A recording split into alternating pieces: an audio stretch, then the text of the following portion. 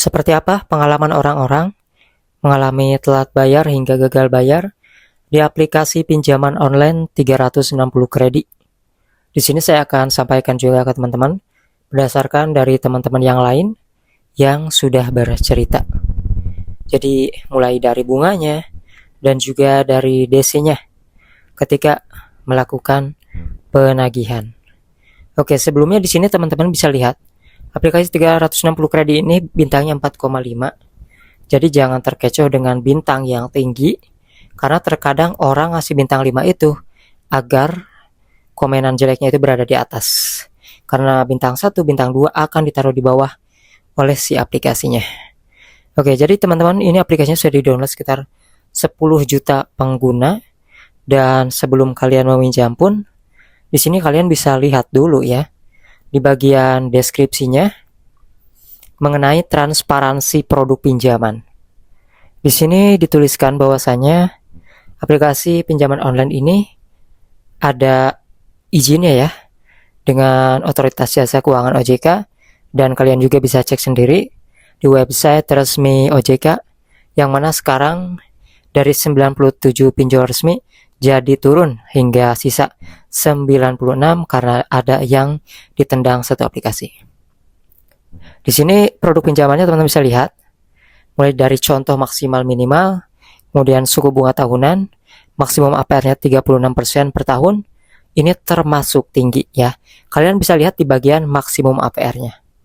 Dan ini terbukti teman-teman yang mengalami telat bayar itu kerasa banget, bunganya tinggi banget ya, bahkan pinjam 6 juta ada yang nyampe bunganya itu 2 kali lipat. Itu artinya pinjam 6 juta bunganya itu ataupun dendanya ya bisa total lah sama denda bunga bisa jadi 12 juta.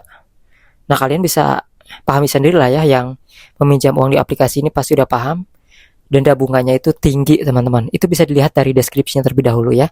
Tadi APR-nya aja udah 36% ya. Nah, ini aplikasi salah satu yang memberikan bunga yang tinggi dendanya juga. Namun untuk teman-teman yang gagal bayar, di sini memang aplikasi pinjaman online seperti ini tidak begitu buru-buru dalam melakukan penagihan, entah itu DC lapangan ataupun juga lewat telepon. Tapi aplikasi seperti ini biasanya memberikan jeda dulu ya, sehingga kalian udah kepepet banget ya, terus biar utang kalian itu dendanya itu tinggi dulu baru deh ditagih. Nah, itu seperti itu akal-akalan dari aplikasi pinjaman online yang sejenis ini. Namun setidaknya di sini saya sampaikan ke kalian bahwasanya aplikasi ini denda bunganya itu lumayan cukup tinggi, dan kalau resmi ya resmi. Tapi bagaimanapun kalau misalnya kalian gagal ya gak usah panik. Kalian bisa katakan sejujurnya, kalau belum ada uang, kalau misalnya ada uang ya bayar. Ya tergantung kalian juga ya, mau galbay ya terserah.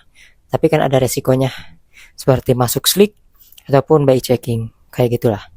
Namun yang pasti intinya gak usah panik ya, karena yang mengalami telat bayar, gagal bayar, yang merasa bunganya ini mencekik banget, itu bukan hanya kalian aja, banyak orang juga mengalami hal tersebut.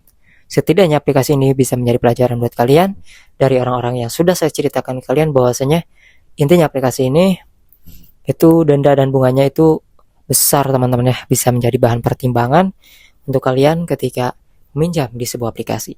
Saya juga di channel ini membahas aplikasi pinjaman online yang resmi dan juga tidak resmi. Jadi kalian juga harus update memang bahwasanya aplikasi-aplikasi yang resmi di OJK pun nanti itu lama-lama bakal berkurang teman-teman ya, sehingga kalian bisa galbay dari yang resmi yang sudah ditendang kayak gitu.